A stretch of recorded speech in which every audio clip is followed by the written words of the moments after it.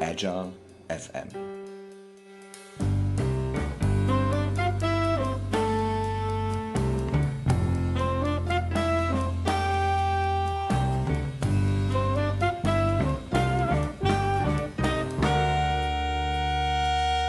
Radio for the Agile community. I'm your host, Joe Krebs.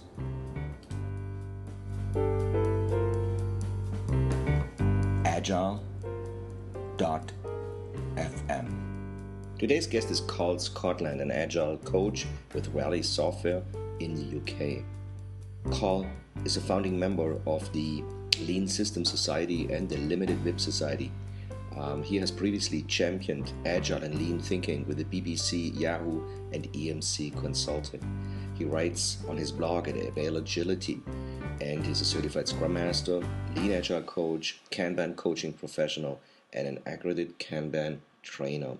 Karl is currently working on a book about Kanban, and he's getting ready for the Agile Day to do a presentation about Kanban, and his title is Isn't It Just Common Sense? Here, meet Karl. You are an Agile coach with Rally Software, and we're spending a little bit of time together because you are going to present at the Agile Day 2013 in New York City. That's happening at the 19th of September. There are a few more seats available for that conference, and one of the contributions to that Agile Day, which is so exciting, is your talk. So first of all, thanks for being here at the podcast. All right, thank you. Well, thanks. It's kind of great to talk to you in London, actually. It's kind of a nice bit of serendipity that we can get to do this. We are here in London, and it proves, I was tweeting about this morning, it proves that things can change. Because I'm in London and it has 30 Celsius, which is about, high in the 80s Fahrenheit. So this really proves everybody who has a picture of London weather, this is like totally off. Exactly. It's been sunny for more than 2 or 3 days now, so it's officially a heat wave. It's a heat wave. Awesome. Yeah, so everybody's moaning that it's too hot now. Well, we're gonna get you to New York. It's gonna be hot. It's gonna be hot there too. And your talk is going to be, just to be absolutely sure, this is the talk. Isn't it about just common sense? Right. Yeah. That's the title of your talk. Could you just give the listeners a little bit of a feeling of what you will cover in that relatively short talk? Yeah, so it's really a kind of a summary of my thought process that have kind of happened over the last 5 years while I've been working with Kanban and learning about what Kanban means and how I use Kanban. And one of the realizations I've had recently and the ways of thinking about things is heuristics. It's the notion of the way we use heuristics. Mm-hmm. And it's kind of a concept I've come across from a number of places. Dave Snowden talks about heuristics in terms of using heuristics instead of rules when we're dealing with complex systems. Daniel Kahneman talks about heuristics as the way we kind of try and answer difficult questions that we don't have answers to. And a guy called Roger Martin in a book, Design for Business, talks about, he has a knowledge funnel model where he talks about we solve mysteries by applying heuristics and then drive them down to algorithms. Mm-hmm. So this kind of idea of heuristics suddenly kind of started hitting me from a number of places, and I suddenly thought, I think the way I think about Kanban and think about the way I work with teams is that I take a heuristical approach. Okay. So I'm actually applying heuristics to help me kind of answer some of the questions about how I can help teams and help organizations improve, as opposed to going in with a set of predefined algorithms. Mm-hmm. And I kind of find it interesting there. And what I think has happened over the last 10 to 15 years is that in the early days of Agile, what the thought leaders and the people who are on the leading edge there, they would kind of naturally applying heuristics based on their experience. Mm. And in order to spread the word and make it easy to start using Agile, we've kind of started defining some algorithms. Mm-hmm. And this also relates to Dave Snowden, talks about recipes and chefs and algorithms, recipes, same sort of thing. And the challenge now, kind of 10, 15 years later, is people are taking the algorithms and not really understanding the heuristics that led to them. Right. And the world has changed in the last 10 to 15 years. Yeah. So maybe some of those algorithms aren't quite so appropriate, because algorithms based on the past and Yeah. You know, we're working in the future. So you're a thought leader around Kanban. You're an advocate of Kanban. You present a lot of stuff in conferences around. Probably what I'm mostly known for, and I talk about most. Yeah. Yeah. So what you're referring to, please correct me if I'm wrong, is that with these heuristics, it's more like a learning tool that you're applying an ongoing. It's almost like a continuous flow to learning. Is that the right interpretation? Yeah. So I have a model which includes these 5 heuristics. So I talk about studying the system, sharing the understanding that we get from studying the system, limiting, putting some constraints, kind of containing the system, sensing the capability of the system, so how well the system is performing, and then exploring the evolutionary potential, the future potential of the system. So these kind of 5 ways that I look at it, and that's just kind of, as I've worked with teams over time, it's just a way I've realised that I kind of talk to people, ask them questions as I'm trying to find out more. So rather than kind of going in with I think you should use this solution, it's, well, let's learn some more about what you're doing. Let's see how we can make sure everybody has a common understanding. Let's see how we can use working process limits and policies to constrain things. Let's kind of get some measures in place so we can see how well we're doing now, but also how we're improving. And then let's look at kind of an experimental approach to continuous improvement. Yeah. And then they all kind of loop together and start kind of synergizing. Right. So it's not that I don't think of them as practices. So I don't necessarily do them in one order, and they kind of all feed back and loop into each other. But there's a way of maybe categorizing. Maybe I don't really like the word categorize. I kind of think of them as categories, but it's kind of why the notion of heuristics kind of seems to gel with me, because they're types of questions that I ask.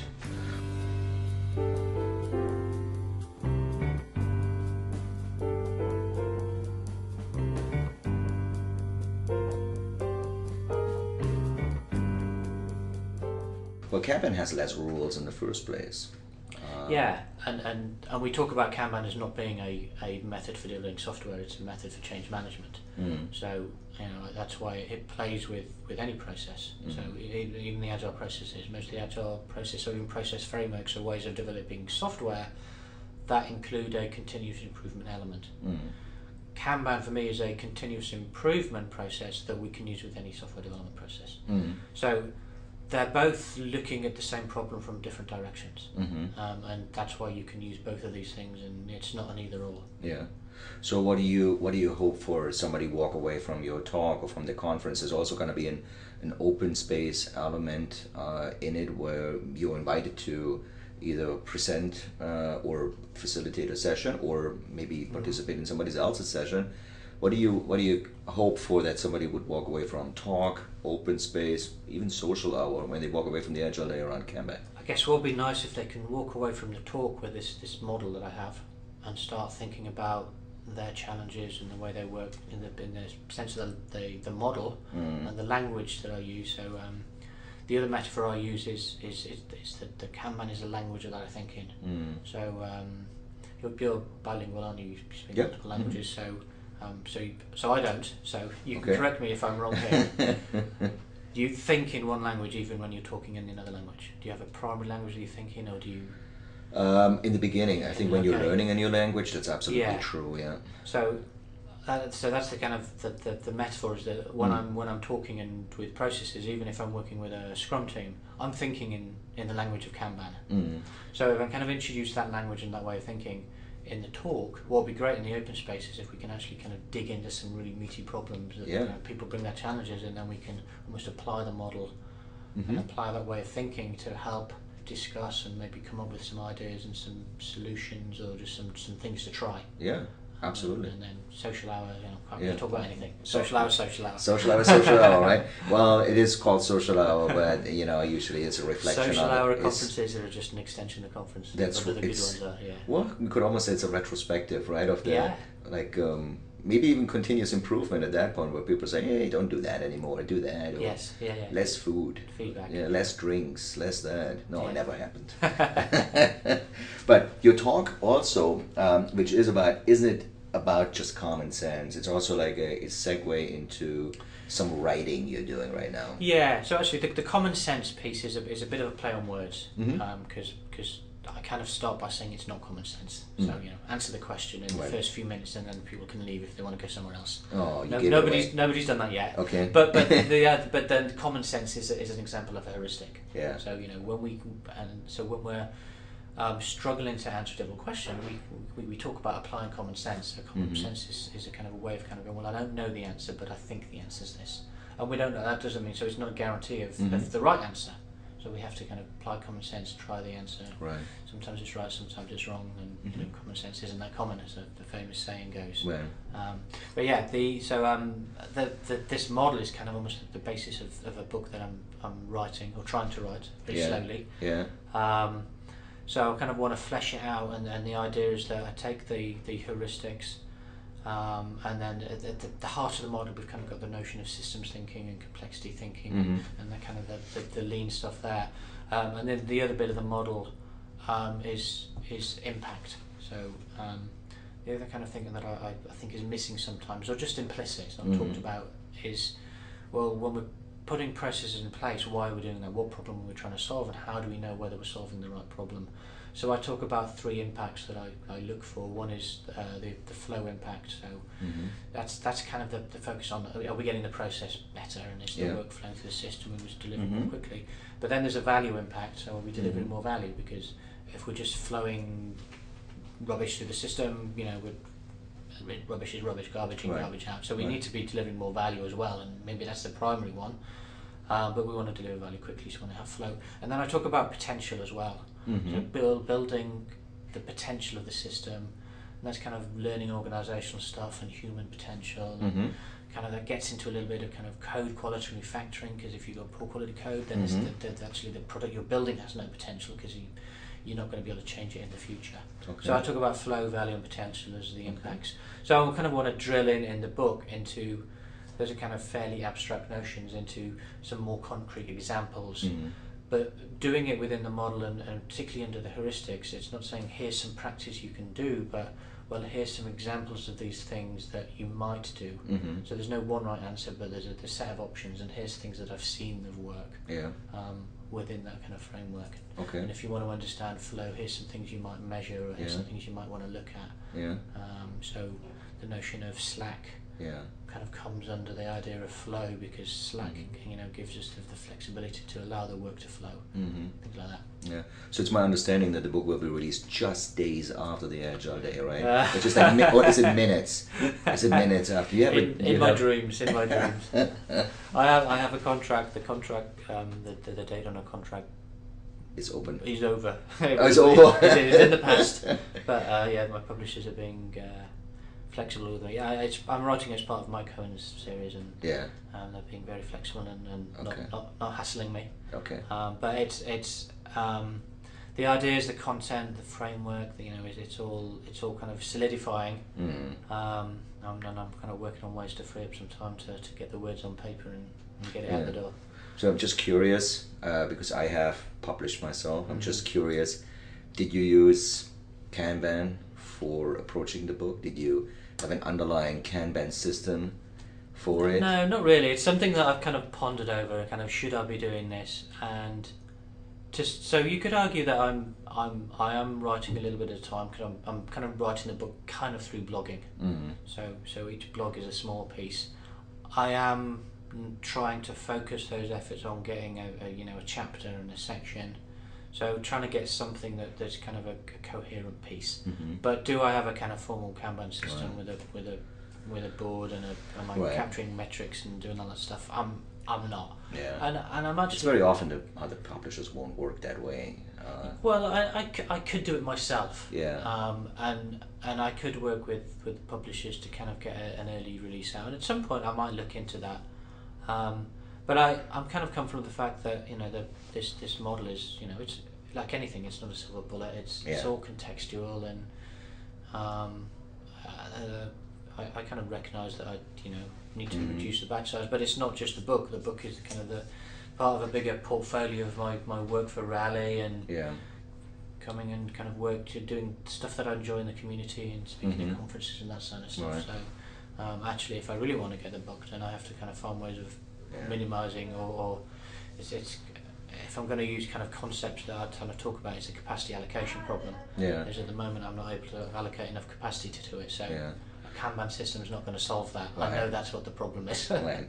Well, there are too many good distractors out there for you. That's what it is. There's other stuff that Needs there's to be other done. stuff that I have to do. You Mhm. know, I have a job. I have to do the day job, and yeah, there's a balance between, you know, I still like going out and talking. So there's other stuff that I like to do. So, Mhm. yeah. Well, you mentioned blogging and how you built a book basically out of blogging blocks and miniature things. But talking about your blog, it's availagility.co.uk. Yeah, availagility.co.uk. I think when I was just having a kind of creative moment, and the idea was similar to availability. So Yeah. avail to use, Yeah. and then agility to use agility, avail agility. Availagility, okay. Maybe not the best word No, of the it's word, but no. Once it's there in now, there, so- it's stuck, right? It's Yeah. stuck once it's in there. But you have quite a selection of blog entries out there, so I just want to refer everyone to that. Yeah, I site. try. I kind of go through again peaks and troughs, try and get something out once a month or so. Mhm. I've just kind of come out of a lean Mhm. kind of a period of not blogging much. But actually, partly that I'm just kind of finishing writing an article for InfoQ, which Okay. again is kind of trying to get down on paper some of the ideas that we just talked about, and this Mhm. notion of this idea of heuristics and where I got the ideas from and how we can apply them. So I might have been. So that's a kind of a bigger batch thing. Yeah. But you know, sometimes you need to do bigger batches. Yeah, right. So there's also videos out there. There's not only articles, you have some videos, you have some speaking engagements. You gave a keynote at Agile Central Europe. Yes, Agile Central Europe again, and that's that was kind of maybe the first outing for some of these ideas. Yeah. It's kind of I've iterated on it a few times and improved it a little bit, I think. Yeah. So you do talk a lot, but then there is also you're not only a member of the Lean Systems Society or the Limited WIP Society, you're also a founding member of one of those. So the Lean Systems Society, we started off as the Lean Software and Systems Consortium, Mm-hmm. and then we pivoted because we realised that the idea of the industry consortium wasn't working, but the idea of a society in the sense of a community of trying to bring people together and bring people together with different ideas and different perspectives and different experiences and skills, so that we could kind of try and be a catalyst for, you know, you expect you've been in some of these great conversations where different people come in with different ideas, and some of the whole sum is greater than the sum of the parts. Mm-hmm. So actually, when you kind of bring these things together, so we want to try and do that, and that's, I think, where we've been successful. Mm-hmm. So that's the idea of the society, and actually we're running our own conference in Boulder, hosted at a rally in Boulder in September. I should have looked up these dates. I think it's September the 11th and 12th. Okay. It's the week after. Wednesday, Thursday of that week. Okay. And yeah, we have society fellows, and we have I think we're up to 30 or 40 now. I forget the exact number. And these are people that we want to recognise. We want to kind of shine a light on their work and their ideas, and we want to get as many of these fellows together because that's where we think the magic can happen. And but it's not an exclusive fellowship conference. It's open to anybody that wants to come, and it's not a talking head conference. So Yeah. Actually, we're going to use some of Dave Snowden's Cognitive Edge, SenseMaker kind of ideas and technology, capture some stories and narratives around lean and systems and kind of advancing the art, if you like. And then in the conference, we're going to do some sense making on that and see what interesting data pops out of that. And then the most of the session is going to be drilling down into specific ideas. So it's very much a working conference. Right. Collaboration, talking about stuff, hopefully producing some new stuff. And there'll be kind of I think we'll top and tail with a keynote, just to kind of set the scene and wrap things up. But very much we want it to be a conference that's trying to move things forward rather than just letting people kind of use it as a soapbox. Yeah. So when suggesting that I'm doing that at your conference, obviously. Right. Not that there's anything wrong with that sort of conference. No. Yeah, but what you guys were doing, like, I don't know, when did you guys create that society? So the original consortium was formed in '97, and then we kind of rebranded and did the pivot just over a year ago. Yeah. Okay. And the Limited WIP Society.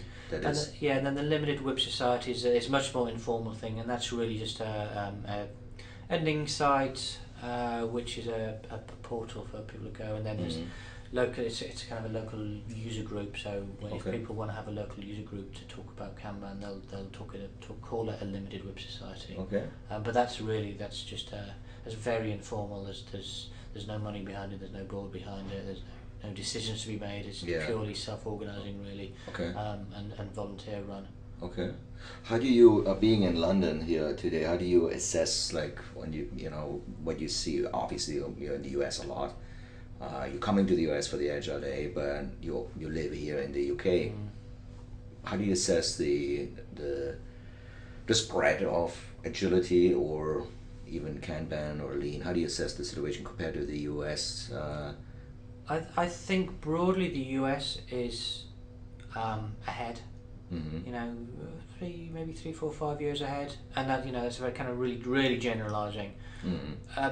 But kind of Europe's different, and you'll know this just because it's multiple languages, multiple cultures. So actually you kind of get different areas. So probably the Nordics is the exception to that rule. Mm-hmm. There are areas of Germany, and maybe the UK's a little bit further ahead than Russia. So it's I think it's more lumpy. Mm-hmm. Now that might be me showing a lack of knowledge of the US market. It's really difficult to say. Yeah. But I kind of see that my perception is the kind of the agile market, if you like, is much bigger in the US. Yeah. But also just the nature of the languages. Europe, I think, just, I don't know, I guess, you have kind of pockets of consultancies that are, you know, a small German one and a small French one, so and they're creating some vibe in that area, but so there's much more kind of local market base, market based, and that's I think that's primarily down to language and culture.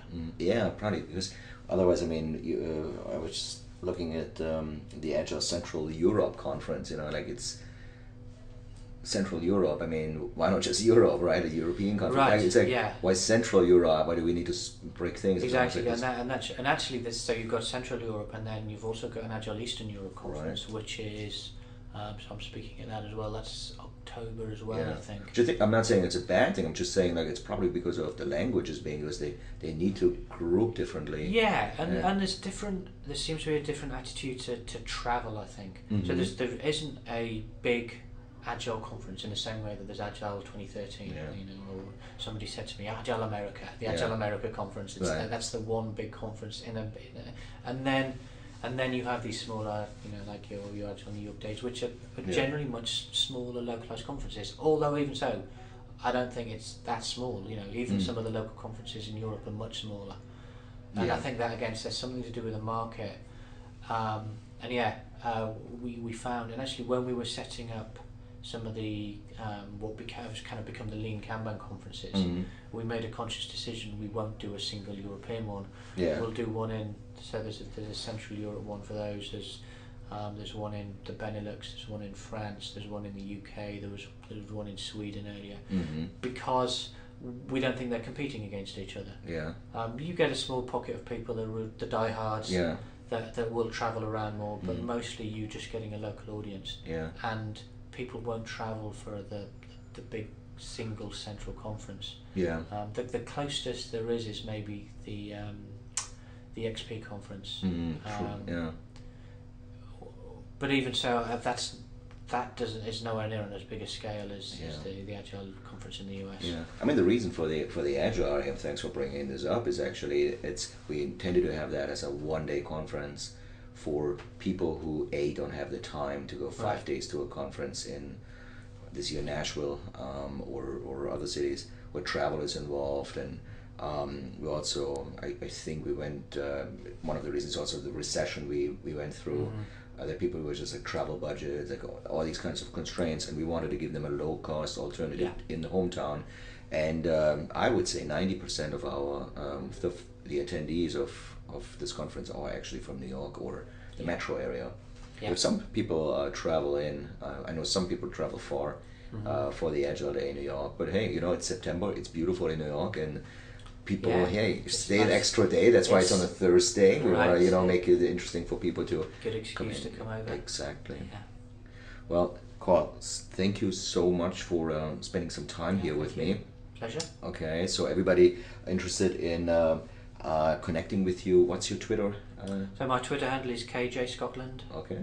And yeah, availability.co.uk is my blog, and you'll find my Twitter and my LinkedIn, and That's right. I don't think I have Facebook on there. Yeah, I think we can just Google Karl Scotland. Google, you'll probably find me. Yeah, Karl with a K. Yeah, Karl with a K, and soon we're gonna see something on the bookshelf. And I hope so. Yeah. And if you want to meet Karl in person, that is not far away, September 19th.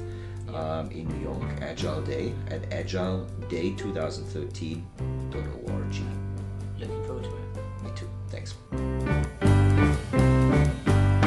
Thank you for listening to Agile.FM radio. If you are interested in learning more about today's guests, past guests, or learn more about the upcoming program and future guests, please go to our website at Agile.FM. Talk to you soon. Bye-bye.